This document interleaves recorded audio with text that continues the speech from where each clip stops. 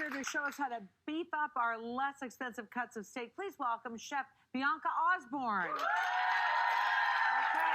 Okay, today, we're talking about saving some money, but looking good. So what are we going to talk about today? Well, Marilyn, today I'm going to show you how to transform your humble flank steak into a filet mignon. Very nice. So here's the thing about beefing up a look for less. I mean, a look for less, this is a look for less, but you can also achieve a look for less if you know where to spend and stretch your dollar week over week. And one of the ways we can do that is by using affordable meat like flank steak. Yeah, because meat is the most expensive on that bill, isn't it? It's one of the most expensive line items for Canadians week over week, for sure. So some things that we should know, you want to talk about some salts and some rubs and things. Well, so first we're going to talk about marinade. So marinating is one of the most common ways to break up the tough connective tissues and fibers in some of these affordable cuts. And so marinades are like lime juice, lemon juice, red or white wine vinegar. If you are one of those unicorn people that has wine left over at the end of the weekend, perfect for a marinade.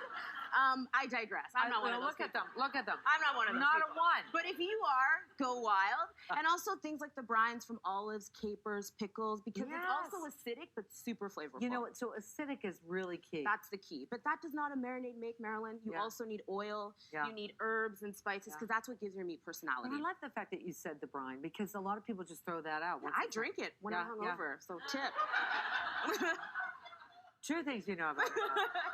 Okay, let's get into the recipe. Okay, so we're going to be making a rice noodle salad with flank steak that has been salt rubbed, and this is the tip of 2019. Okay. Because it's really taking a flank steak that's super affordable and then just coating it with coarse grained salt, and the salt's going to do the tenderizing. Okay. So you just want to really get it in there. I know what you're saying. Boy, that's a lot of salt. Be liberal because you're going to be rinsing this off. Like you're not cooking it like this because cardinal sin number 1 in the culinary world is over-seasoned food, and I want you guys to stay above the law. So you're going to rinse it once it's done. So then you leave it. So the ratio of time per size of steak is really easy because I'm your cook. I'm not your teacher. It's just salt for 1 hour per pound of steak. So if it's 3/4 of a pound, it's 45 minutes. If it's 1 pound, 1 hour. That's the math. Right. Yeah. So we're going to get the steak on the grill because it will look like this once you've washed it and rubbed it and done all the good stuff. And you don't need to season it because it's been sitting in seasoning. So I'm laughing at all the Twitter followers we have that see all the salt on the meat. How can you put so much salt on the meat? But you know what's also another cardinal sin of culinary world is under-seasoning food. I mean, I hate bland. I hate it. So don't be that person. So how long is that going to be on there before you rinse it off again? About an hour. So if it's a pound, it's an hour. It's just 1 for 1. Right. Super easy thing to remember. All right, Marilyn, so we're going to do our salad now. And so this salad is an exercise in budget-friendly cooking because we're using the meat of the dish. It's all affordable food. And so we have the affordable meat that's been salt texturized. We have our rice noodles, which are super affordable. You can get them gluten-free, big ones, small ones. And then we have carrots. So carrots, also very humble, but when you shred them like this, they're really impressive. Yeah, they are. Yeah. So you add those in, and a little bit of cucumber. Now, cucumber's a little bit more premium, but you gotta live a little, so. And then we're just going to put them in like that. Looking luxurious. And because the salad, we want it to feel fresh and lively like a salad, but instead of using actual lettuce, because we really have no place here, we're going to use whole herbs. So you just put them in. What are you putting in? So this is basil, mint. This is a little bit of arugula if you're feeling fancy because it's not very premium, to be fair. And then flip your steak. Now, if you want to get really nice grill marks, you flip it and then you turn it. Oops. Don't do that. You do it like that, and then you'll get those nice grill marks. Yes. Good. Don't forget to season this side of the steak because that side wasn't brined. I'll do it. And then we're going to just add a little bit of lemon juice. And you can do this all in the pan if you want. You can also make your dressing in a little bowl. But so you put lime juice in there. Lime juice. We have the herbs, a little bit of fish sauce. We are going to season this, however. You're not going to season that side of the steak, but you're going to season this. Some red chili flakes. We have some sesame seeds, some coconut sugar, a little bit of oil. Excuse me, coconut sugar. Coconut sugar is the vibe, guys. It is. It's like way less of a glycemic index than regular sugar. Yeah. Won't rot your teeth out, you know what I mean? Delicious. So we're just going to toss it like that. It's interesting that she's putting that in with salad, but why not? Why not? Because if you look at some of the crazy things. Salad, yes, you are.